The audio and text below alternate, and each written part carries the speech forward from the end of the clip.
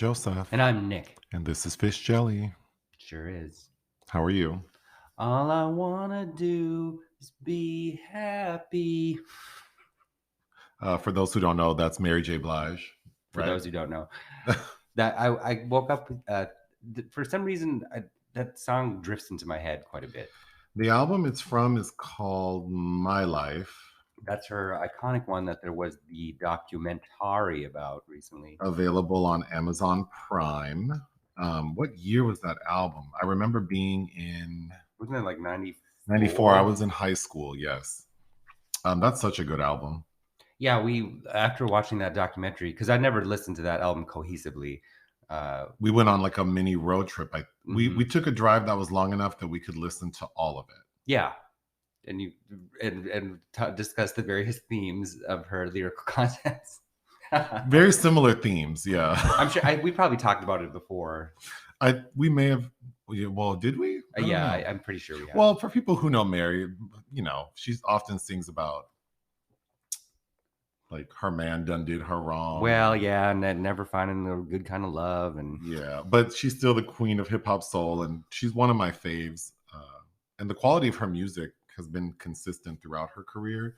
I feel like a lot of she's not a pop. I mean, the beauty of not being a pop singer is, I think, though, if I'm talking about R&B, I think R&B singers age better because the content of the music was mature to begin with. Yeah. I mean, if you think about someone like Monica, even Brandy, like I was listening to Brandy's first album the other day, and I think it's a very good album and the songs hold up, but so does the lyrical content compared to someone like, What was that album? I really like a song that Brandy did with Chris Brown. Oh, I'm gonna fall down, or you can put it down. I'm gonna fall in love.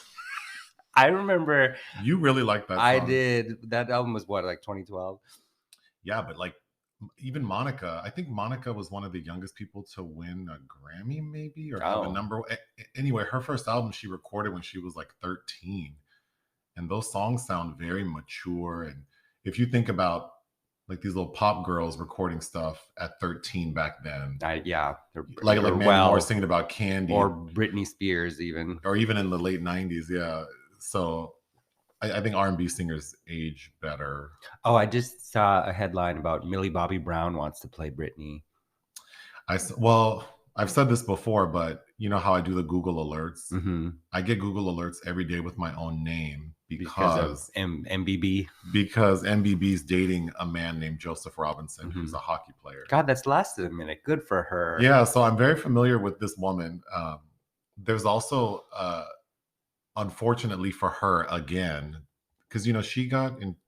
Someone created a GIF or something of her saying something that was like homophobic. Yeah, I think she was off of social media for a while because of that. And then now it's happened again, where she did an interview with, it was either like Vanity Fair or something, and someone took her audio, and then the interviewer is asking her, "Do you like gays?" And she's like, "No."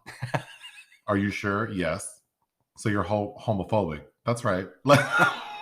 So that poor thing, she can't catch a break. Just leave this little girl alone. Anyway, I saw that she wants to play Britney and that Britney didn't like that, or? Well, did you read about it? I didn't read. I just saw a headline and I wasn't interested in reading more. I didn't care enough to read about it either, but I wanted to say that we now have some merchandise that I dropped this morning. We already have a sale, so thank you. Please let us stay open. I think on the shop, because you have to have like a little like about the shop, I think I put help us accumulate enough money that we can live the lives we deserve or something. Oh boy. There's more to come featuring Joseph. I think it's waiting for. Yes, we have additional designs, but the approval process through the contract manufacturer or the third-party logistical platform is slow. But yeah, there are 2 additional designs that are popping up, and we have other ideas in our head. But the reason it took so long was I'm very busy, and yeah, this was something that I kept avoiding because I needed someone to design it. But we did find a graphic designer who made some designs we really liked, and I think I see other people selling merch, like other channels that have similar like subscriber counts, and it's all kind of like, who wants a coffee mug that just has your like cheesy logo on it? I mean, Well, if somebody's really into them, yeah. no, but I mean like cheesy as in like it's not even a nice logo. Oh, sure. So that was the first So thing is like where's so I think the logos that she came up with that are on some of the coffee mugs in the shop, I actually do think look cute and professional. But I also feel like I don't want to walk around with a t-shirt that just has like the name of like a podcast I listen to or something because if people don't know it, it's not gonna. So I really wanted. but it's for those that do. No, I know, but I think if I'm gonna spend $40 or $30 on the t-shirt, I want it to be something that is like because you like wearing t-shirts that have imagery, and I Yeah. believe you do it because it's a conversation starter and Oh yeah, and I mean sometimes it's a negative conversation sure. starter because and I know I've talked about this before, but it's funny. People will come up to me and invade my space and be like, "Am I expected to know who that is?" Well, Yes, but just keep it moving. but my intention was to come up with what I thought would be cute is if we could have like reinterpret like notable movie posters and inject our imagery or something. So the first one we came up with that is now for sale is mocking the Alien 3 poster Mm-hmm. where the Or is it mocking or is it paying homage? paying homage, that's the better choice of words, where the xenomorph is sort of like breathing down Sigourney's face. Mm-hmm. And so instead we have Nick's face cartoonized Mm-hmm. and the fish jelly like movie title name in like a similar font. Not too similar that we can get sued, I hope, but so yeah, so I think that could be something that I want to continue like coming up with cute imagery based off movie posters Mm-hmm. because I feel like that would be something cute to wear. So that's what kind of took so long is it took me a long time to think like what would be something that I would wear. Mm-hmm. Yeah. Because I see so much merch and I'm like, I wouldn't buy that. like so once we found out like once we both agreed that that would be a cute idea, then it happened very quickly. Like within 2 weeks, I was Mm-hmm. ready to go.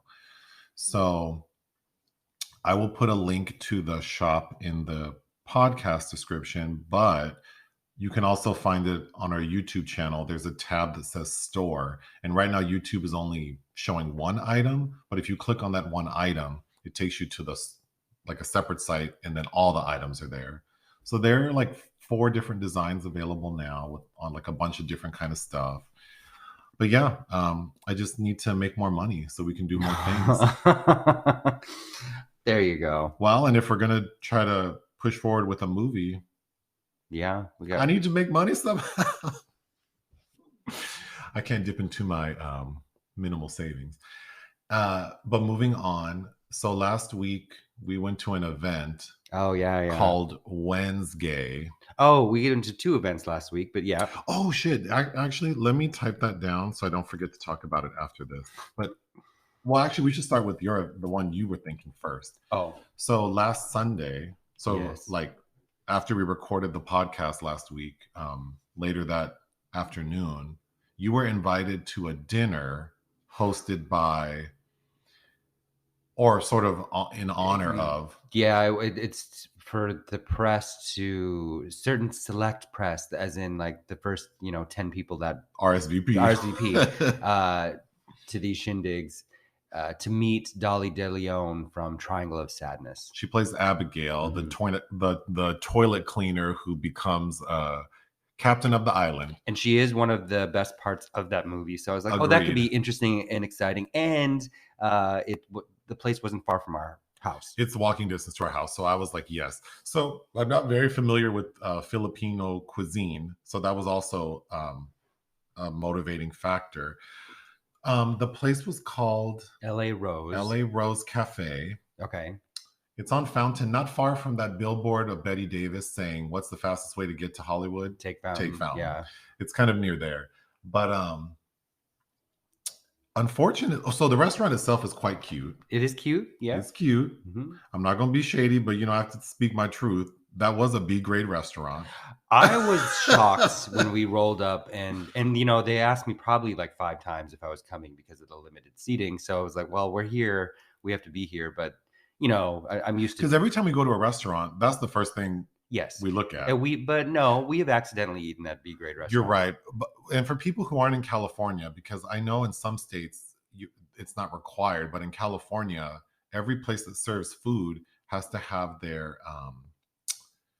the oh my god, my brain's going blank. Who does the rating system? The like The the food and like the the food health and drug, board. the Food and Drug No, the Administration. health board, like the California Yeah, Board yeah, of yeah. Health or whatever. They give a restaurant a rating. So it's like A, B, C, D, or then sometimes we've gone places where you can see that it says like this place is closed down for like health code violations. Yeah.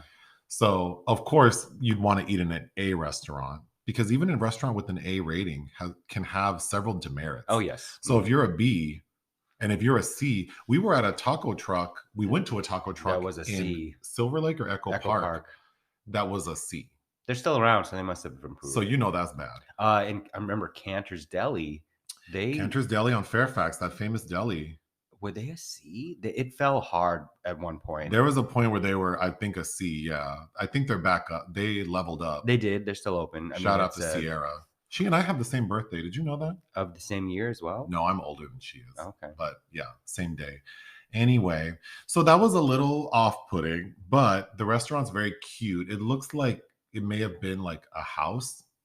Mm-hmm. Or maybe like a live workspace. Yeah, that's right. It reminded you of that place Namaste in Minneapolis. Who knows if that place is still open? That was if anyone knows if Namaste on Hennepin in Uptown is still open. Because remember, it also had Although I could easily look that up on my computer. But remember, there was a restaurant right next to it that was also a house turned restaurant that I don't remember the cuisine, but it was always kind of perplexing. What? I don't recall that. There was a restaurant right next door to it as well. And was it Hennepin? Yeah. Namaste Cafe on Hennepin is still open. Oh, we got trapped in there waiting for a seat with these crazy white ladies that were playing with the bowls. Because I think they serve Nepalese food. Is that right? Mm-hmm. But they had these like those drums. And the bowls bowls, like the sounding bowls. Where you touch the lid and child, these Midwestern middle-aged white ladies thought that they were, I don't know, they were feeling their oats. I felt like I was in an SNL skit with Kristen Wiig because they were like doing that thing and making the noise and they're like, oh, that's so good. Oh yes.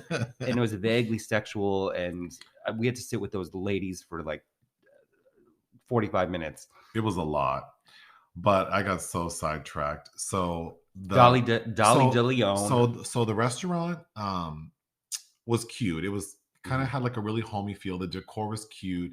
It looked like it wasn't, it was being held up with toothpaste and Scotch tape. But I thought you were going to say it was being held hostage. No, and then the bathroom situation was very interesting. Oh, I didn't go in there.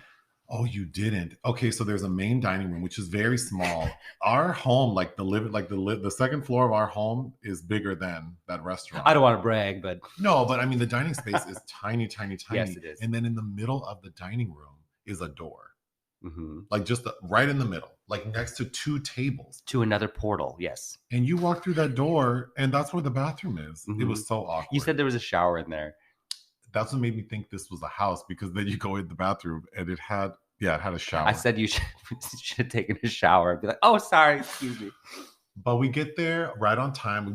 I got VIP parking right in front of the restaurant, so that was nice. Mm-hmm. And then we get there. And you're like, tonight's gonna be a good night. I have pretty good luck with parking in general. Mm-hmm.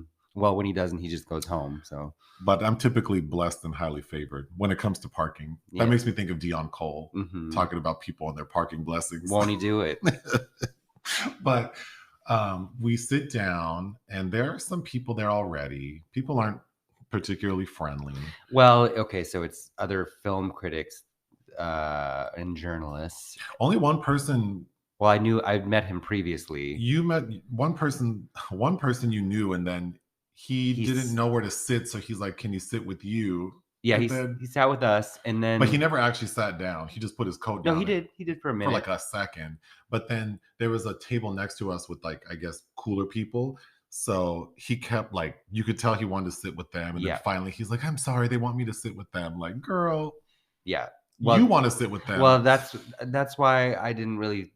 Well, we weren't really speaking to him at the table because it's like, that's what I know you are, real fake.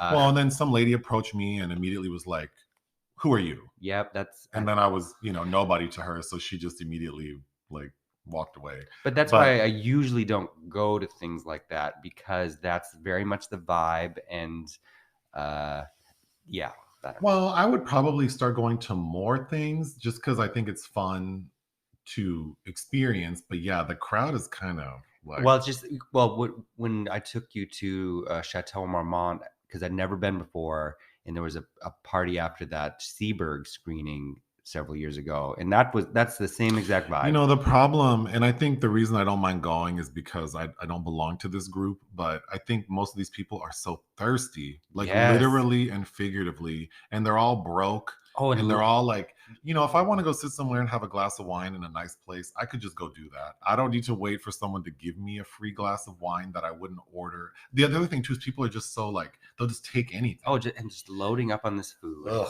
But 'Cause here, Oh yeah, let's talk about the food. I'm getting so off track. So we sit down and they were like kind of late bringing the food out, but then they finally do have food available, and it's not really like Filipino food. It's not. Maybe some They of the had, like, appetizers slightly. They but- had a couple things that I think might have been, but I can't say for but sure. definitely not the main course. But which the main is course roast beef was roast beef, and mashed potatoes. and then like creamed vegetables, like a melange of Yeah, which is vegetables fine. that were in like some sort of cream sauce. And then dessert was like Dessert was like the package of things you pick up at Costco that are the little finger food cheesecake things. yeah, which were, I mean, I did eat a lot of them, but they were, yeah. So I was disappointed because I really wanted to try like. Well, it's like, why make us all go here if we're not tasting the cuisine? Because the day of, I was looking at their menu and like, yeah, you know, pining over it, like, what am I going to eat here? Like one of these dishes, and then none of those dishes were available. So I was a little disappointed by that. But we did meet Dolly. We did get to meet Dolly. She went up to the 3 tables and she only said hi, and then she like, we clearly weren't cool enough because she spent all of her time with there were 4 tables total. Yeah. 3 of them were bigger. Yeah. And then it was just the 2 of us at a small table. So, you know, we were like the black sheep in the corner. But again, I'm not uncomfortable doing these things anymore just because I feel like, you know, these people are not, I'm not trying to be like that. We're not on the same level, meaning I'm not thirsty for, no one's going to give me anything that I need. So I'm aware. I'll go check out some cool stuff and I'll have a glass of wine. And yeah, like if I don't like the food, then we'll just go stop and get food I do want. But it's you know, I do like seeing people, like when we saw The Whale and there was Brendan Fraser and Darren. I mean, Darren Aronofsky looks like he's kind of a douchebag, but yeah, I think so, yeah. But it was fun to see like Brendan Fraser. But then all the people in the audience at that screening, which, you know, like Simon Rex and Andy Garcia was sitting across from us, and Simon Rex was right in front of Billy Eichner was behind us. And he was when we were in the like what do you call it? The lobby having drinks. I'm like, not that he would ever recognize us, but we did give his movie a shit review. Well, I don't need to talk to him, but oh, and who's that girl from Patty Cakes? I forget her name. She was there, Danielle something. Oh, the Dolly Parton, Jennifer Aniston and movie? she was in that movie too. Yeah, that was something dumpling. But anyway, I think that's fun. Like I don't need to like hobnob with people. I just think it's fun to be in the same space, and you know, it's fun to go to like fancy places. That, you know, when would I have dinner at or you know, go to an event at the Pacific Design Center? So I like doing things for that and reason. I do like that theater in there. But I'm not trying to smooch. Is that the word? Smooch? With like, what's that word? Like hobnobs. Yeah, I'm trying to think. Is it smooch? You know, I really like the word scooch. Rub elbows. Yeah, like I'm not trying to rub elbows. Which, if you think about the act of rubbing elbows, is creepy. Well, especially with COVID and monkeypox. But anyway, but we should move on because that took a long time. Anyway, on Wednesday, we went to an event at Los Globos called Wednesday. Mm-hmm. Netflix was hosting a party to hype up the premiere of their new Netflix series, Wednesday, which is a spinoff from the Addams Family. Mm-hmm. And it was really cool. I mean, I knew who we'd be performing from the invite, the RuPaul, several RuPaul alumni, but I didn't know T.S. Madison was hosting. The highlight of the event was T.S. Madison hosted. She looked amazing, and we already like her, but she hosted. That was a very fun surprise. There was open bar. The drinks were whatever. But the crowd was actually, It was not what I was expecting. it was not what I was expecting, but better than like all the shit I just talked the last 15 minutes. They weren't like that. It just seemed like people, because it was a gay thing. Yeah. And apparently Netflix has like a gay division called Most, M-O-S-T. They have an Instagram page. Yeah, they're trying to hype that up. And so they do a lot of things with the LGBTQIA plus community, but I thought it was fun. Violet Chachki performed, Got Mick, Crystal Method, and Mo Hart. Mm-hmm. And I thought that was fun. I think Violet Chachki was probably the best. Yeah, I agree. Yeah. Crystal Method. She seems difficult, or like, I don't know. She wasn't my favorite on her season, but whatever. And it was nice because it started a little late, but then they kind of just went through everything at once. And then they're like, the girls are gone. You can stay and drink. So I like that because it's like, oh, in and out. Like, and T.S. Madison is like, the next contestant. Yeah. She's funny. She is funny. She's very good at sort of handling a crowd. Yeah. You know? But and then you saw Gia Tishi. Oh, and then I got to meet Gia Tishi. So she is known in the ballroom scene. She was on season 2 of Legendary. She was the mother of the House of Tishi. So I know her from that, but also she's featured in that documentary Jamel and Tim, which is about the 2 men who were victimized murdered by Ed Buck. And she's in it because she was friends with Tim. Right? No, Jamel. She's friends with Jamel. She's friends with Jamel. He was also part of the ballroom scene. So I got to talk to her about that. So that was nice. She was very lovely. I've seen her perform at Precinct. I don't know, in the past like 2 months. If you've never watched Legendary, I would recommend season 2. I think is really good, and they have some really good guest judges. But I like Megan Thee Stallion, and she's the judge on season 1. Keke Palmer is pretty who's good also too. Very good. And she looks great. They both do. Palmer, what was that one episode where she had that blue-green thing on with the really long hair? She looks great. Okay. Oh gosh, we've been going for a long time. Okay. Did you see that? You know how there was UK versus the world? Now there's Canada versus the world. Well, we knew that was coming, right? Do you know who the contestants are? No. Okay. So tell me. Do you know who Anita Wiglet is? From Australia? Yes. Okay. I don't know who that is. She's one. Isis Couture. From Canada, yeah. She actually won her season. She did. So that's interesting. Kendall Jenner. Or Kendall Gender. Yeah, I remember Kendall. She's from the same season as Isis Couture. Yes. Raja O'Hara. Oh, Raja's doing that? Yeah. Okay. Well, it's nice to see her, even if this will be like UK versus the world. Rita Baga. From Quebec. Yep. Silky Nutmeg Ganache. Okay. I'm still trying to... Okay. Stephanie Prince. I don't think... I have no idea who that is. She's from Canada season 2. You know, if I saw her, I probably would. Vanity Milan. Vanity Milan. She was the one black queen from UK series 3. The one who went very far. The one who could really, really perform. Dirty Rice. Dirty Rice, yeah. Yeah. And the final one is Victoria Scone. Oh, the cis woman. Yeah, who didn't return for UK season. You mean the woman? Yeah, so she's gonna be on there. That's exciting. I remember her teacup dress. Yes. Yeah, and some of the judges we saw on the panel were just from the trailer. I saw Monet Exchange, and there was another Drag Race queen out of drag as a judge. So that's cool. Okay, we only have a few minutes before I have to take a break. Oh, you know what I wanted to talk about? Yeah. So I was listening to a podcast and they were talking about this topic, and then I wanted to read more about it. So the CDC has recommended that pharmacies start administering HIV tests. Oh.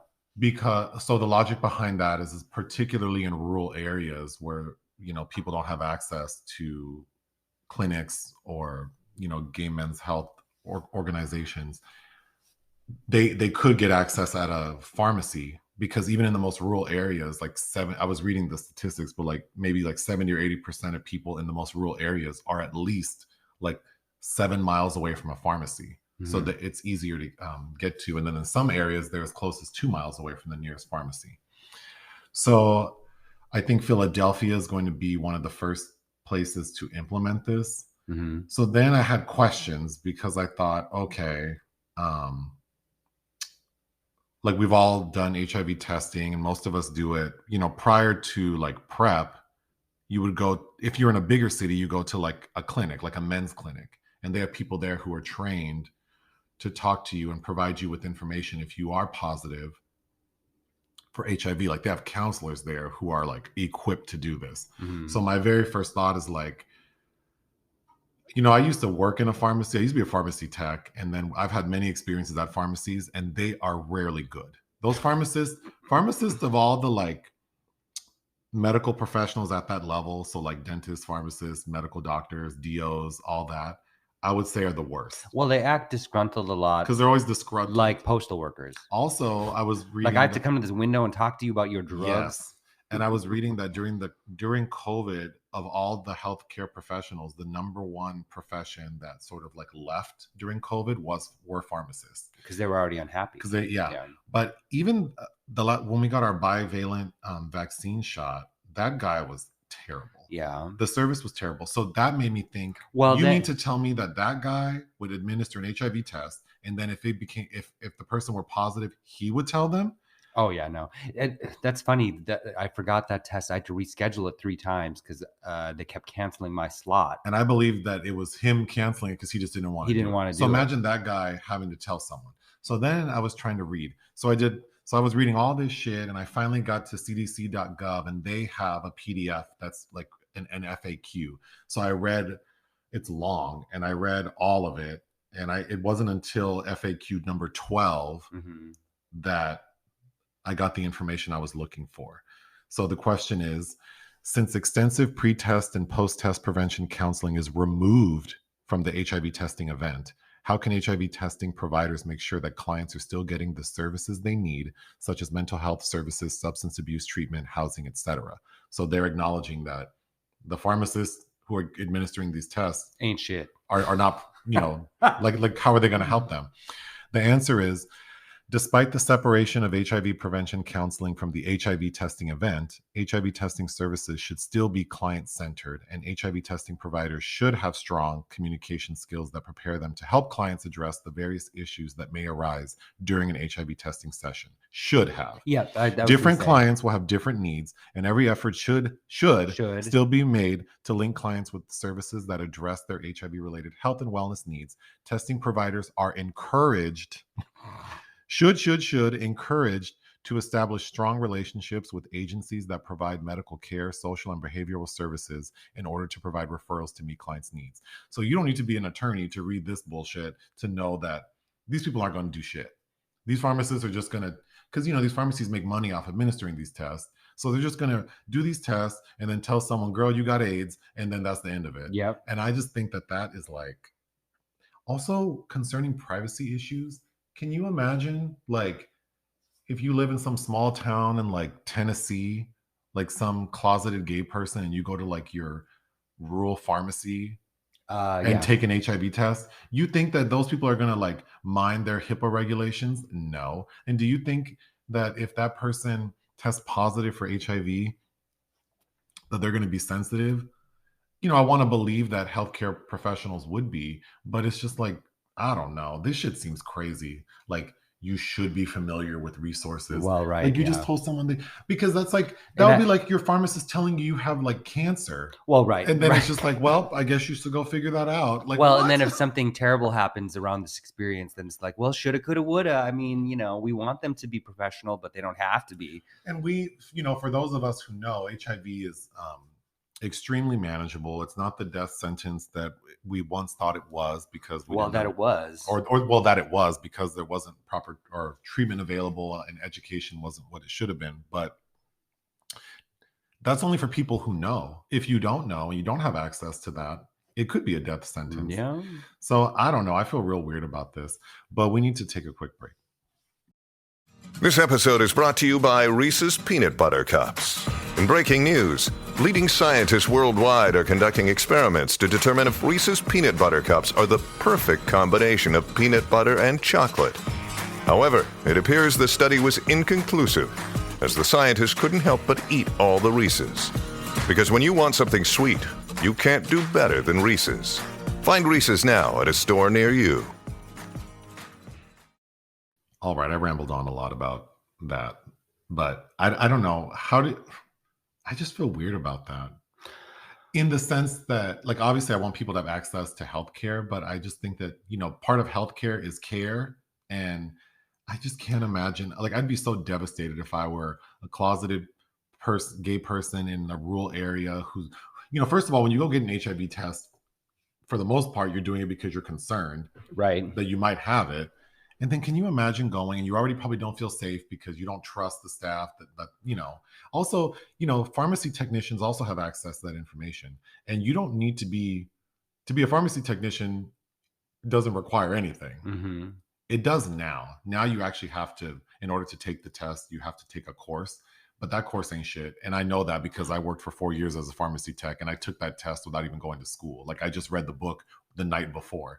But well, I think in some places, at least, there are more repercussions now for accessing medical information that you have no business looking at. But those people like at Walgreens and CVS, because my very first job as a pharmacy technician was at a Walgreens and they paid minimum wage. Of course. So you think like those people are going to be, and I'm not making, it sounds like I'm shitting on that pay grade, but I'm just saying that. Well, we don't, again, as then we don't pay people enough for what they're worth. And that's what I'm trying to say. And what that leads to are people cutting corners and not caring, breaking rules. So that's what I know because I do. Yeah, that's what I'm concerned about. But anyway, moving on. I told a story about Sonny Bono in one of our videos, and I got a lot of comments about like how like awful I was. So did you? Yes. So I feel like I want to explain the story, and wait, what was the context of you being awful though? Like what a mean thing to do. So for people who don't know, I told a story about back in college in the 90s. So this was like 27 years ago. I used to visit West Hollywood because I was in college in Las Vegas with friends, and we would stay at a hotel called the Le Montrose in West Hollywood. And then that hotel is like a straight shot to the Strip, like Santa Monica, where all the gay bars are. And halfway between that like 5-minute walk was at the time Chastity Bono's house. Mm-hmm. And so I shared a story where we used to sometimes walk by, and if like someone would be out there because it was all gated, we would say like, "Get away from that tree, that's how your daddy died," in reference to Sonny Bono's skiing accident. So I shared that in one of our videos. I don't recall which one. Oh, the Falling for Christmas video. Yes. But so that's an awful thing to do. And I was also, it was 27 years ago. I thought that was the point of you telling it, that like you realize, looking back, you realize how terrible that was, but also, But the shit is funny. But right. But like morbidly funny. But for an immature teenager, whatever. Right. Okay. But I did want to say what precipitated us doing that. It wasn't just like we were three mean girls doing it. Her house at the time, it was gated except the front, so you could see in. Mm-hmm. So we had seen Chastity Bono like in her front yard or, getting out of the car. So we knew it was her house. And we used to go all the time because the one friend I went with would get free rooms at the Le Montrose. So like we would go like twice a month. Mm-hmm. And one time we were walking, and this is in the 90s where, the homosexuals would wear crazy shit. So we'd have on like spaghetti strap tank tops with like strings in the back. And I recall one time, my one friend, I was walking behind him and the string, like his little top, like the string was coming undone. So I was trying to like tie his string, and we were walking kind of slowly, like in front of her house. Mm-hmm. We weren't loitering. We were also on the sidewalk. Mm-hmm. So this is not like you know where I'm talking about, but like, yeah, I remember you showing me that house. Yes, yeah. But this area is not, we're not in like Brentwood in a gated community. This is literally like walking down Santa Monica Boulevard, but on a side street. Mm-hmm. We're walking slowly by her house because I'm trying to tie something. And then she was like yelling at us, like to get out of there and to stop hanging out, or like she's going to call the police. And it's like, what? Okay. Like we're on the sidewalk. So then my one friend was yelling, like, we're on the sidewalk. And then she started yelling. And it's like, no one's even thinking about you. Right. I'm literally trying to fix this person's shirt. And again, I'm on the sidewalk. Yes. So that's why we started. Okay.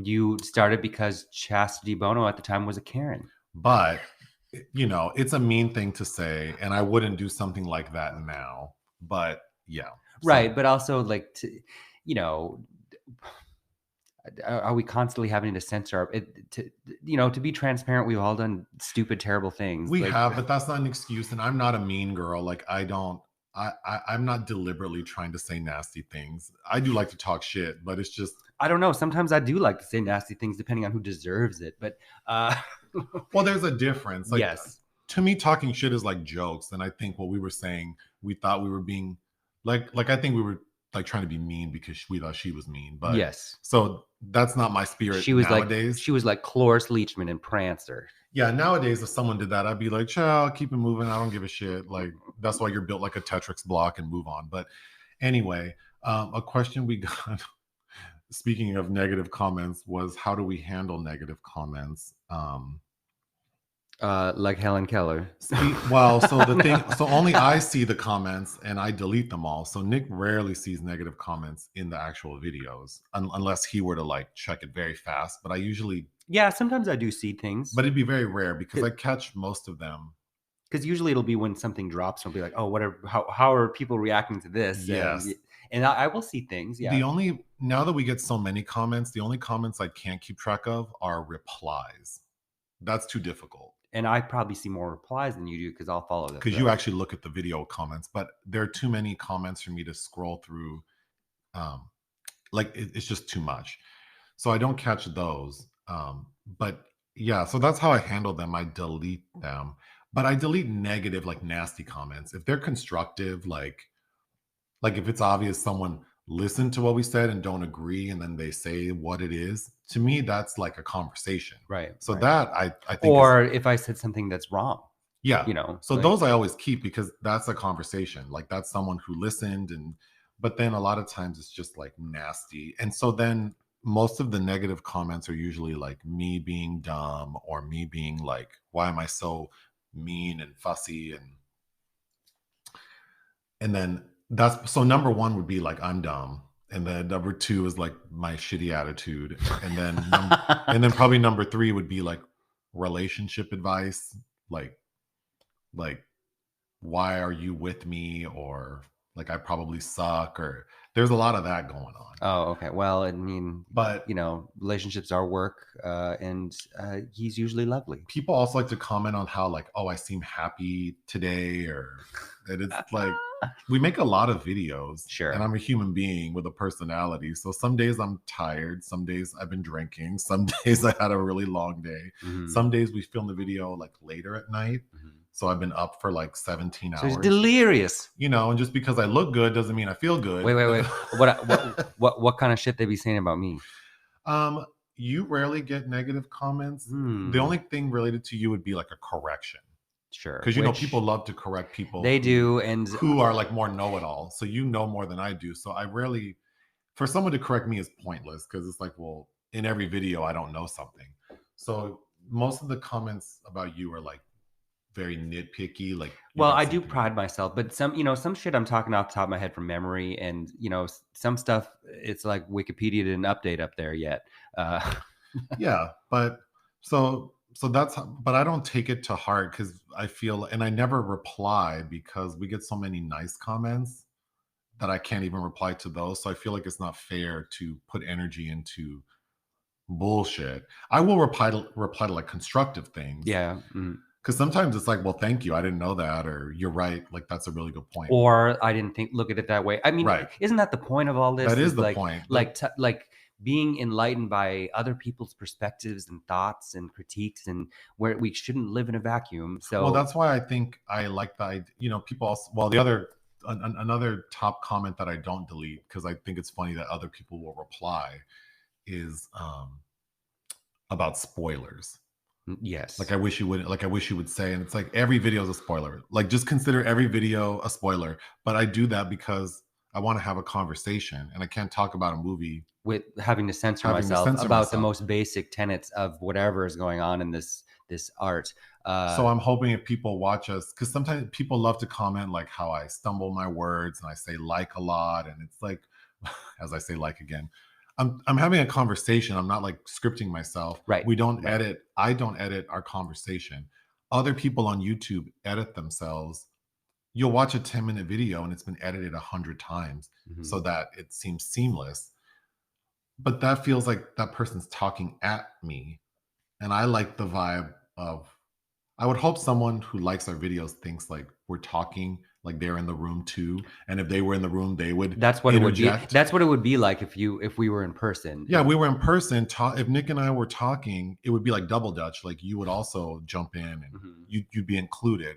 That's my vibe. So yeah. Anyway, moving on. Sorry to this man. I thought it was funny that for the Falling for Christmas video, I asked you, the director of that film is working on another film with Lindsay Lohan. And I asked you what the title was. And you said India Fish. I said I didn't know. You made it clear you didn't know, but India Fish is so funny to me because it's so random. The actual film title is Irish Wish. So how you came up with India Fish? I don't know. I almost wish, yeah. India. I feel like if we ever get as popular as like How Did This Get Made, how they make a t-shirt for every episode, I feel like there'd be a t-shirt for India Fish. I forgot, I didn't write it to you in my notes, but I think on last week's podcast we were talking about Katharine Hepburn and The Rainmaker, and I wanted to make it clear that Meryl Streep has the record of nominations, not Hepburn. Hepburn has the record of wins. Oh, sure. Anyway. Okay, we need to speed this shit up. Okay. Films released we didn't cover. Bar Fight. Bar Fight. Jim Mahoney, an actor, makes his directorial debut with Bar Fight. That comes out. There's another actor making, well, it's kind of an actor, making a directorial debut this week with Dylan and Zoe. Who's the actor? Matt Souter, sorry. Okay. And then something called Is That Black Enough for You? Yeah, Elvis Mitchell, who I know you've seen before back when I probably used to drag you to screenings at LACMA more often. This is pre-pandemic. We would see Elvis Mitchell on stage sometimes. He directed a documentary about like Black representation in 1970s cinema, which I'm very interested in watching. And that's on Netflix. It was at AFI recently, the film festival. Yeah, I still plan on us watching that, but it opened. My Father's Dragon. Noah Toomey, the director of The Breadwinner, has another animated film that is being released. Notably, a favorite of mine, Diane Wiest, is one of the voices. I'm not going to say much about Sam and Kate because I thought we were still watching that with Dustin Hoffman, Sissy Spacek, and both of their respective children starring. And lastly, I think is Retrograde. A documentary about the last 20 months in Afghanistan, directed by Matthew Heineman, who's known for several notable documentaries, including Cartel Land. He also directed A Private War, which I remember liking reasonably well enough. A good Rosamund Pike performance as the war photographer. I'm forgetting, is it Marie Colvin with the eye patch? Oh. Anyway, yeah. Okay, moving on to movies we watch for fun. So after I made in one of our videos, I made a comment. I think it was one of the live videos. I talked about how I like to go onto the fourth floor of our home and take my binoculars and look at through our neighbors' windows. So I got several comments saying that I should watch the documentary Voyeur on Netflix. So I did. It's from 2017. It's about two people. So there's this journalist named Gay Talese. He's a well-known journalist. Yep. And him covering this guy named Gerald Foos. So Gerald Foos owned a motel in Colorado where he claims he built, like, it's kind of like the motel in like Psycho. That's what it looks like. And he built like in the attic, like a crawl through where every room he built it looks like a vent where he can look through. Oh, kind of like old school version of Sliver. Yes. And that he spent decades like being like a peeping Tom. And he even kept a very, very, very detailed journal of everything he saw. Interesting. So one day he contacts this journalist, Gay Talese, and says, I want to tell my story. And we spend a bunch of the documentary sort of figuring out how Gay Talese is going to write this story, and then he passes it on to the New Yorker. But of course they have like a very stringent sort of protocol for fact checking, so it's all about like how do we make sure that this story is good to go. And then they finally get to a place where they feel good about releasing it. And then right before, because then Gates Lees wrote a book called The Voyeur's Tale, I believe. And right before that book is about to be published, it's revealed that some of the details that he's highlighting in the book are not accurate.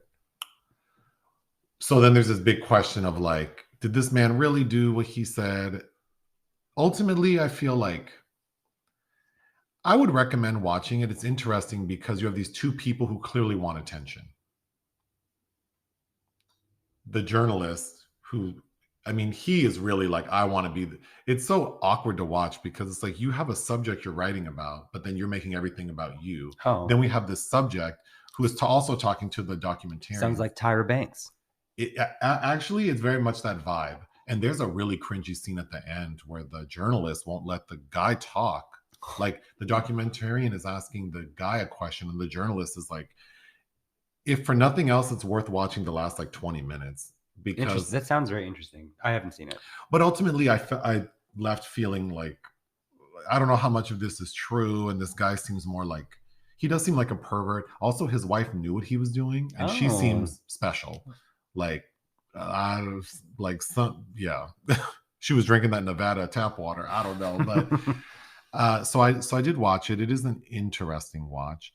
You watched The Coal Miner's Daughter for the first time. Yeah, one of the very few Best Actress Academy Award winning performances that I have not seen, and because it's Sissy Week in this household. I have to say that I, of course, thought she gave a great performance as Loretta Lynn. It's directed by Michael Apted, who would go on to direct Sigourney Weaver in Gorillas in the Mist. He also had his recurring documentary series, the 7-Up series, where he followed the same group of young men every 7 years. And I think I've seen the first couple of those, which are very interesting. And he tapped out with a terrible film, I'm forgetting the name of, starring Noomi Rapace. Untraceable. That's Diane Lane. Something like that, which it was not good. Anyhow, Coal Miner's Daughter. Oh, and they try to make Tommy Lee Jones blonde. Oh, which I don't know that quite works. But yeah, it wasn't what I was expecting. I think I was thinking she had a much more tragic life. It's just very interesting because she got married when she was 14 and had these 4 boys and had this amazing singing voice. I think I was most surprised to learn that she had such a close friendship with Patsy Cline, because I grew up listening to Patsy Cline, who, of course, Jessica Lange played in Sweet Dreams, but in Coal Miners is played by Beverly D'Angelo. And I quite liked seeing their friendship. However, I was like, who did Sissy win over that year? And if it would have been up to me, of the 5 nominees, I probably would have given that Oscar to Ellen Burstyn for Resurrection, but and it would have been her second. But I watched a 2020 documentary called Bigorexia, and it's about like body dysmorphia within the bodybuilding community. And then there's this subset of body dysmorphia that I guess is actually called bigorexia. And it's about these people of different genders who are just obsessed with being bigger. Oh, you had that on when I done Friday. Yeah. It was interesting. And like any sort of case study where we see someone who has this sort of like obsessive compulsive fixation on anything, it's just really interesting to watch and frustrating to watch people be so unreasonable about how they see themselves and their actions. Yeah, tell me about it. So yeah, it is frustrating. Yeah. Just refuse to listen to logic or reality. Yeah, I'm very familiar with that. So I would recommend it. It's kind of, there are some graphic moments because there is this, I forget what it's called, a synthol. It's like this oil blend that some people inject into their bodies, not unlike how some trans women will get. Sure. But this is maybe like a higher grade of it. And so you have some people in there who've used it. And then also like one gentleman got a really bad infection in his buttocks from steroid injections and had to have like major surgery. So you see that. But yeah, it's very interesting watching. I walked in and you had a clip on where someone was making chicken with a full face of makeup on. Oh, so interestingly enough, there is a well-known bodybuilder, a pharmacist, speaking about pharmacists, who is trans.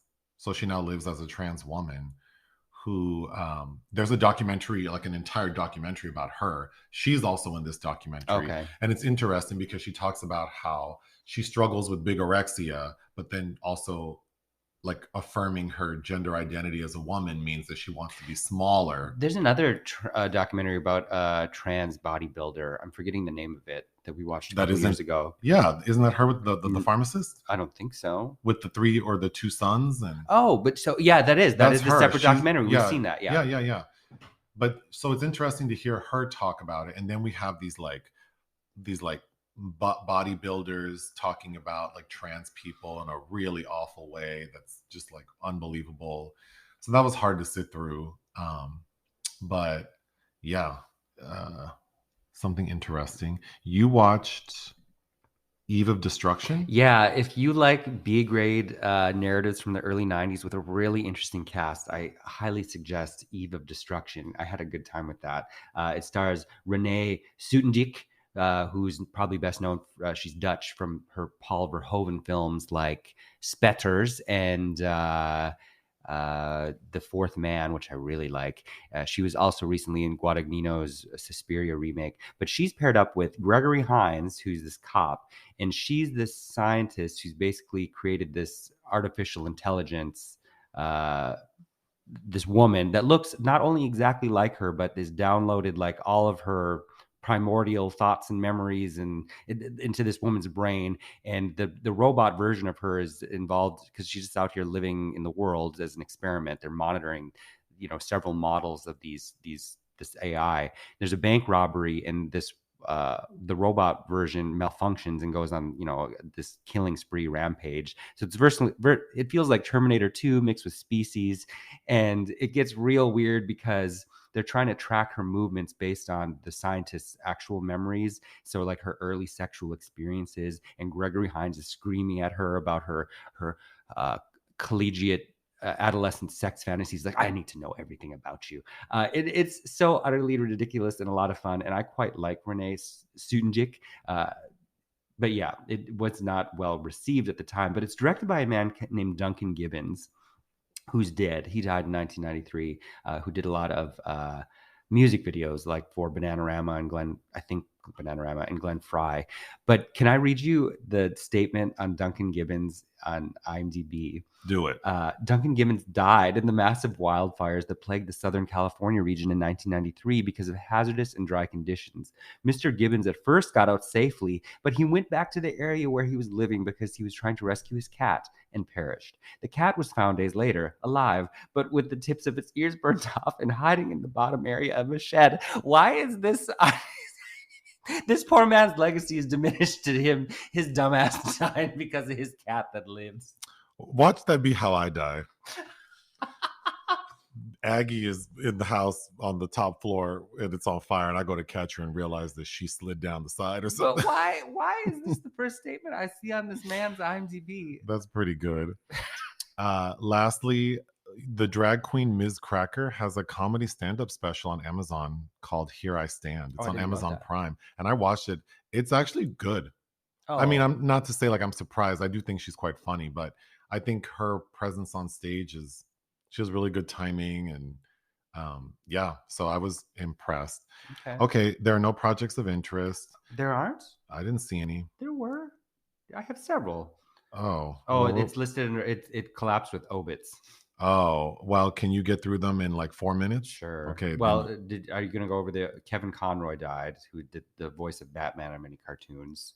Oh, that's the only obituary that I had listed. Yeah. Well, unfortunately, there is an entry in the obituary section. Kevin Conroy done died. I didn't know who that was until I saw a lot of homosexuals posting about it because he was gay. Mm-hmm. Okay, well, rest in peace. Okay, so now quickly get through your projects of interest. Alan Hughes, one of the Hughes brothers, is directing a Snoop Dogg bio, which I guess we're due for that. I don't know who. He has a very interesting life. He sure does. Because, he caught a murder case. Mm-hmm. Yeah, I know. At the beginning of his career. Murder was the case that they gave me, yeah. Wow. I could really see that being a thing, because just with that alone, that'd make an interesting biopic. But then, like, all of his collaborations, he has an entire career just off of him and Martha Stewart. Yeah. And then his rap career. And But yeah, the Hughes brothers, they did Menace to Society, Mhm. and directed Dead Presidents, but I don't think they've directed a film together. Did they do Book of Eli together? I don't remember I now, don't but know. they haven't, for the past decade and a half, haven't been working. They do separate projects. I hope they just focus on one period, like his murder case. I think that would be really Yeah, interesting. like Snoop Dogg, there's so many interesting Yeah, I don't things. want them to try to do this sweeping thing. But anyway, keep going. Patricia Riggin is directing a film called G20, which will star Viola Davis as the president, and is from the screenwriters of White Boy Rick. Okay. Osgood Perkins has a new film. You liked his Gretel and Hansel film. I did. And I also remember liking I'm the Pretty Thing That Lives in the House for very subdued, weird. I am the pretty thing that lives in the house too. Go ahead. Okay, I didn't know it was a competition, but you'll win. Osgood Perkins, Long Legs is a new film starring. Oh, funny that you say Nicolas that Cage. because someone just commented on one of our videos. I find Nick's knowledge of films to be really attractive. Oh, thank you. It's in my mind. I'm Pinky. Pinky in the Brain. Yeah, well, which also relates to the film we're about to talk about. Yes. Anyway, J.A. Bayona, who is making his first Spanish language film since The Orphanage, which I remember quite liking with Belén Rueda. I'm probably saying her name wrong, but lovely gal. He did one of the Jurassic World films, and of course, A Monster Calls with Sigourney Weaver. He's doing a film about the Spanish Civil War based on a short story by Manuel Chavez Nogales, which is a very famous text I read. But it's being scripted very excitingly by Agustin Diaz Yanez, who's a director that I really like for his 2001 film Don't Tempt Me, with Penelope Cruz and Victoria Abril and Fanny Ardant and Gael Garcia Bernal. I know I've made you watch that, where heaven and hell are trying to fight over the soul of this boxer played by Damien Bashir. Love that film. Anyway, and then Gran Turismo, Neil Blomkamp is making this film, and he's cast Jerry Halliwell, aka Ginger Spice. Oh. That's it? That's all I have. Okay, we need to take one more break. I'm sorry. Okay, we're back. So this week's secret film was your choice. Yes. And you chose the 1977 American drama film written, produced, and directed by Robert Altman called Three Women. Yes, I did. It stars Shelley Duvall, Sissy Spacek, and Janice Rule. Mm-hmm. I had not heard of this movie. Yes, you have. I talk about it all the time. You talk about a lot of things. Okay, so for a 10-year anniversary, I asked you for one gift, and that was that you complete watching all of my top 10 films of all time. Did I do it? A couple of which you'd all seen. You did, except for this one. Oh, I've seen all of your top 10? Now it is complete. Oh, well, you didn't tell me that. What? Because Or were you saving it for the podcast? No, I brought. You want to drop bombs on me? No, I've talked about this many times before. Like how one time my mom and I went on a road trip and she told me that her parents were cousins. And I was like in my 30s. I'm half kidding. I think she thinks they're like second cousins. But anyway. You should have told me that when we started it, that this was like the final film on your top 10 list for me to watch. Oh, no. I've said it many times before. And in your heart, you really think that I remember that? No, I didn't think you remember. So why wouldn't you remind me? Because then it doesn't matter. Because are you going to remember? I don't know. But now we have a record of you talking about it and knowing about it on a podcast. So there's evidence now. You make no sense. But anyway, why did you choose this movie? Well, as I said, I'd just seen Coal Miner's Daughter. I wanted to rate it on Letterboxd, and oh boy! And all Nick does is obsess about Letterboxd the past week. Every time I look at him, he's on his computer. Well, I have to make 11,000 entries, and I want to get it done. I have to smoke this crack. It's right here. I gotta smoke. Well, it's also like taking a memory. Well, my memory is very good, so I have very distinct memories to most of these entries. My memory is very good. It's hard for me to watch American Idol because I have perfect pitch. Go ahead. I'm not bragging. It just is. I don't know. Anyway, yes, but I love this film, and there's a couple other films that I've been holding off on in favor of like people dying, blah blah blah. So what? You're funny. Go ahead. So I got so finally I decided the time is now. Plus, we're also going to watch another Sissy Spacek movie shortly. Maybe that movie Sam and Kate was Mhm. already It released, came out Friday. so we may need to prioritize some things. Reprioritize. You want to watch Sam and Kate? Yeah. Has anyone reviewed Sam and Kate? Okay. Anyway, the basic story of three women. Okay, so this is Oh. a film that is more of an impression. There is kind of a linear thought process, but go ahead. There is a synopsis. It just it doesn't quite do it justice as watching it does. We'll see about that. So it's Sissy Spacek shows up to this new job of hers at a health spa. Her name is Pinky Rose. And Shelley Duvall is working there and is told to train Sissy Spacek. And her name is Millie Lamoureux. So Shelley and Sissy become quick friends. They move in together. And it's important to know their personalities when we first meet them. Mm-hmm. Sissy is very sort of mild-mannered and quiet, kind of juvenile. Shelley, if you look up Chatty Cathy in the dictionary, her picture will show up. All she does is talk. And she seems, oftentimes people who are very chatty that way, it's like they have a sort of a heightened sense of how important their words are. So she's just doling out advice on everything. Well, cooking, food, relationships, fashion, everything. Well, Shelley Duvall, because there was no complete script for this film, was allowed to create a lot of this herself, and she wanted to personify, I believe, the type of person that sounds like the magazine she's reading, she's like McCall's come to life. So it's very effective, and it's very obvious that her coworkers and her, sort of social group, they don't pay her any mind. Okay, so Sissy and Shelley move in together in this apartment complex. It's important to know the apartment complex, the landlords, are this married couple, Edgar and Willie. Mm-hmm. And Willie is pregnant by Edgar. Okay. And she's painting all these very arresting murals. Murals, yeah. About Willie is the landlord. Who's the third woman, and that are all these ancient looking reptilian women that are okay. So things kind of come to a head because living with Shelley is not easy for Sissy, because Shelley is very particular and sort of controlling and wants everything to be perfect and clean. And one night they get into a little bit of an argument, and because Shelley has brought over a man and wants Sissy. Edgar. Oh, it's Edgar. That's right. And wants Sissy to go sleep on the couch. So Sissy gets upset and goes outside from the second floor where they live and dives into the pool. And the way it looks is she just dives into the water, but apparently she injured herself badly. She suffered head trauma, because now she's in the hospital in a coma. And this is where things switch up, because now Shelley Duvall's character seems like she feels guilty, like she's responsible for this. So now she wants to take care of her, which looks like her visiting the hospital every day, because Sissy's just in a coma. So Shelley's visiting every day, and then at a point decides that she wants to find Sissy's parents and bring them to the hospital so that maybe their presence will wake her up from this coma.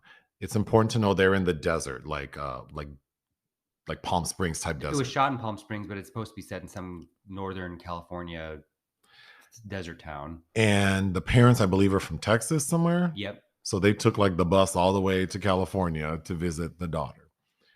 And Sissy does wake up. And when she wakes up, she's like, who in the hell are these people? These are not my parents.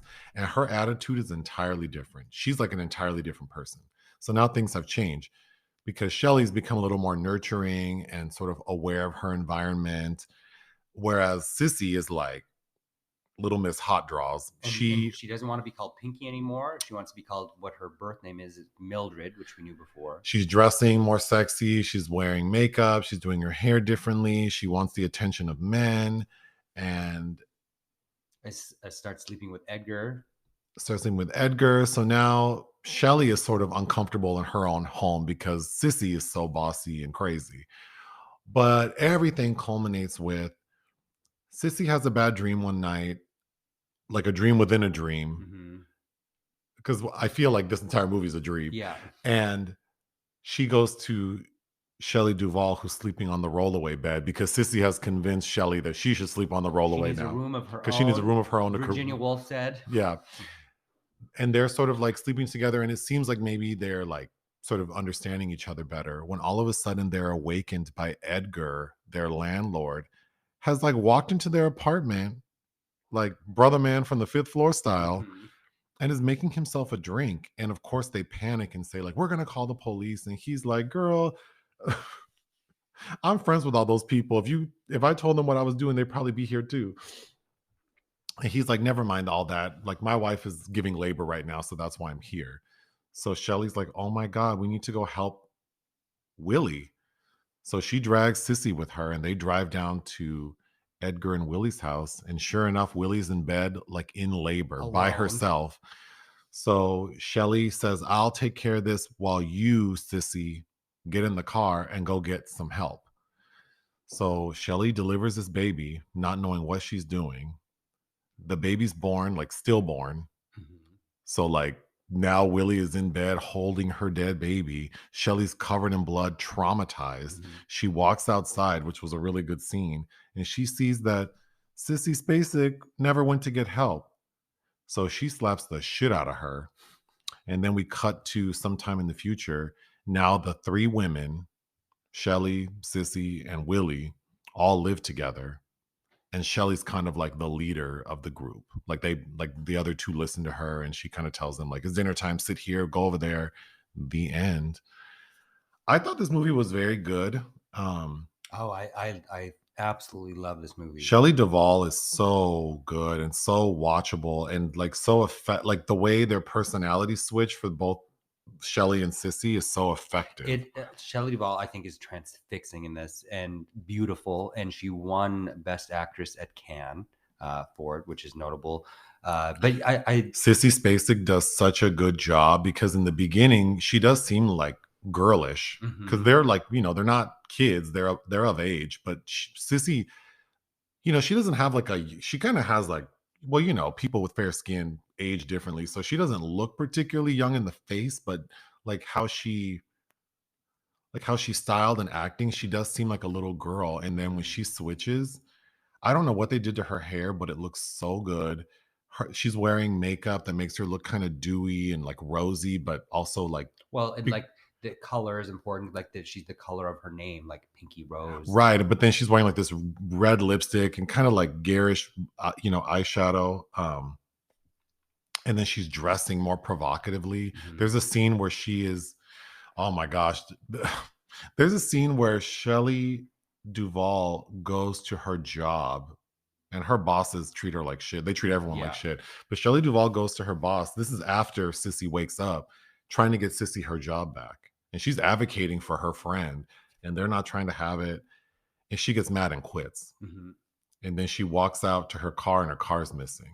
So it's like, damn, I just quit my job and someone stole my car. So some police come and help her, and they see that her car is parked at some like bar. And they go in, and she finds out that Sissy Spacek took her car.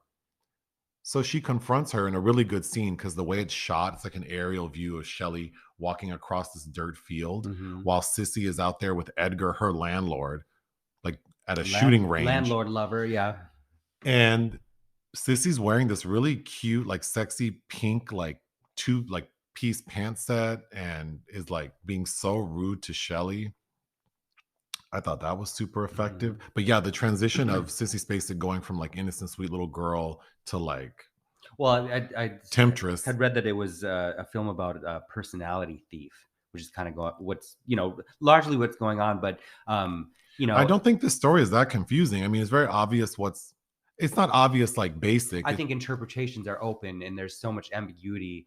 I think the movie does a good job of leaving you feeling like, I understand what I watched. Like it does like it does move linearly, but yeah, there's a lot open to interpretation, a lot of symbolism. I think that in a perfect world, I would have had you watch, because I know you haven't seen it, Ingmar Bergman's Persona, which is very much what influenced or made this film possible for Altman. I think, and somebody once said, like, both anything anyone has ever said about Persona is both correct and wrong. But a very similar switch kind of happens. But here we have the three women, and what do you do with Janice Rule as Willie, who's kind of like the inverse of Millie, who is as quiet as Millie is chatty, in the first half of the film, etc. But I think that a lot of critics tried to use psychoanalysis to interpret this film, and I think there's a lot of that there, because if you're thinking about the 1970s and what people are reading and what's in the cultural consciousness, but I think there's an argument for these women maybe all being part of the same personality, like the id, ego, and superego, which also, of course, reminds me of the Three Faces of Eve.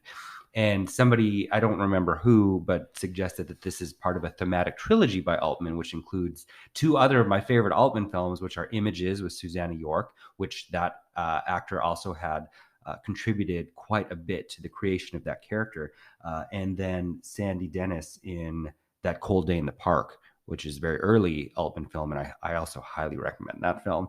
But yeah, and they're all defined by their own kind of color. Like Shelley, as Millie, is always in yellow, if you'll notice, and the purple sage that she lives in is got the purple theme, and because she says out loud that my favorite these are my two favorite colors, and then even in the dialogue, because I haven't watched this in a while, but there are hints in the dialogue of what Altman's trying to do. Like when they first meet, Shelley tells her, "You're a little like me," and then there's always this comparison of the twins, and they're kind of, nobody can differentiate between the twins at this physical rehabilitative center, and Sissy wonders, like, oh, I wonder if they just switch back and forth freely and nobody ever knows. When Shelley's or Sissy's parents show up, they are so dumb and dry. And the dad is, oh my God, it was funny how like dumb they were and embarrassing for her. But I could see why she was like, I don't know these people. If that is in case, or because I wasn't clear if those actually were her parents or not. Well, as soon as they see her lying, they're like, "Yep, that's Pinky." Well, only the mom says that. The dad doesn't. The dad is out of it completely. Yeah. Well, but I didn't know. Like, he seemed confused. Like, who is this girl? And the mom she seemed like she was just excited to be present, like to do something. But Shelley Duvall, her fashions, she looks so good, and her hair, I'm sure it's a wig, but it looks so good. Yeah, she's so striking. I noticed when the switch happens, like her hair gets a little softer. Mm-hmm. Like the cut is the same, but it looks lighter. Yes, and I think there's something to be said about the expectations and the phases of womanhood, right? Because there's a child or teenager and a mother and a grandmother figure, kind of by the end all frequenting in there, and how she softens up by kind of being forced to be motherly to this woman, and then being the mother at the end. Which I really like that. But I love her little bathing suit when she walks out because she's also thinks that a neighbor of hers, Tom, likes her, and she's always trying to talk to Tom, who's we've learned is pretending to be sick to get away from her, and he never acknowledges her. This movie was remade? Not to my... Oh, by who? Isn't there a Three Women from 2009? There's a more recent Three Women. Right? Directed by who? Oh, I thought for sure you would know, so I didn't. Well, I don't think it's a remake, I think. Or Shailene Woodley, isn't it? I don't think that's a remake. This is, yeah. Is it? Well, I don't know. The synopsis says this is an intimate, moving, uplifting portrayal of real women reclaiming their lives for themselves. Oh. This hasn't come out yet. Oh, it hasn't come out yet? Okay. with Betty Gilpin, yeah, and DeWanda Wise from the last Jurassic Park movie. Oh, maybe this is not. It's a TV series. Oh, I saw the title in the thing, and I'm like, oh, is this a remake? Anyway, oh, and then it looks like, oh no, that's not. Yeah, her. No, I would. Blair Underwood is in it. I would be surprised. Like again, 1970s New Hollywood, where Altman was somehow able to get this film off the ground without a script, financed by Fox. Well, we need to wrap this up. What would you give this movie? Well, to me, this is a perfect film. Here's a quote by Altman that I really like. I'm trying to reach toward a picture that's totally emotional, not narrative or intellectual, where an audience walks out and they can't say anything about it except what they feel. And I get a lot of that. I love all the shots of the murals that I'm forgetting who is credited for painting those, because that's telling a story and that's evoking a similar feeling of like menace and dread, and also like beauty and wonder. And I don't know, it's sad and exciting as a film. This movie made me feel like it made me feel a few things. I felt bad for Sissy Spacek. I mean, for Shelley Duvall, in that sh I almost felt embarrassed for her, thinking about how there probably was a time in my life where I had created this persona for myself and this way of acting that I thought was working for me, Mm-hmm. and then realizing that it really wasn't, and that it probably was repellent to a lot of people. Like, it's cringy to think about. Sure. And then now here I am twice, 22 years later, and it's like, wow, I kind of feel like how Shelley seems at the end, where it's just like, well, I just got to take control of my little space that I have. And then for Sissy, I think she made me feel like that, like a period in life where you just want to be someone else. Like I want to transcend where I come from. And I remember being younger, sort of pretending to be someone I wasn't, and lying about something to maybe impress someone. And Well, it's about seeking. It's like we're all blank slates and we're looking for someone to emulate at first because we don't know who to be. sure. I like that about it, and I think that's where a lot of the sadness comes when I watch this film. But there's also kind of like a psychotic horror element to it, like that's not unlike Single White Female, or Worst Roommate Ever, even. But I had to laugh at the part where Shelley Duvall is literally helping this other woman give birth. I couldn't help but think of Butterfly McQueen and Gone with the Wind, and I don't know nothing about birth, no babies.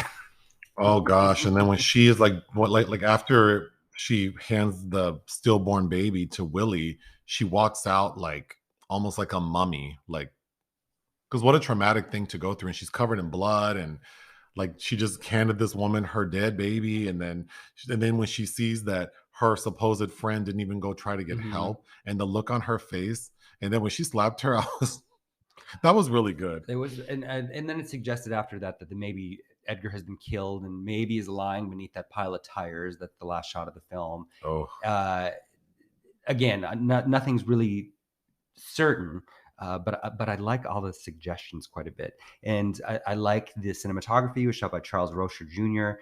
And I love the score by Gerald Busby, both who would also work with Altman again on A Wedding, also an excellent Altman film. Great ensemble that would come out a year later. But you see a lot of these shots of women through water, through something obfuscating really what is the vision, that they're being seen through something else, through another lens or perspective, which also suggests that this is nothing but a dream. But who's dreaming? well, And also I like that they're all, if we're looking at it as they are all aspects of one woman because they're all sleeping with the same man, and how their relations change them based on the persona, like this child basically, or the pregnant wife. And I don't know, I find it just fascinating. we need to end the recording. Do you have anything else to say? No, I don't think so. Do you have a quote or? No, I started with Mary J. Blige and ended with Robert Altman. Those are the two quotes that We have a bunch of video. We have like 5 videos. We have The Menu dropping tomorrow, Bones and All, She Said, The Inspection. Those are all dropping this coming week. We have to watch Sebastian Lelio's The Wonder. I think the only thing we're seeing in the theater next week is Devotion and the Knives Out sequel. Oh, okay. But yeah. Well, that's all I have. Oh, and Russell Crowe directed a movie that comes out next week. We have that too. Oh, God. All right. Toodaloo. Bye.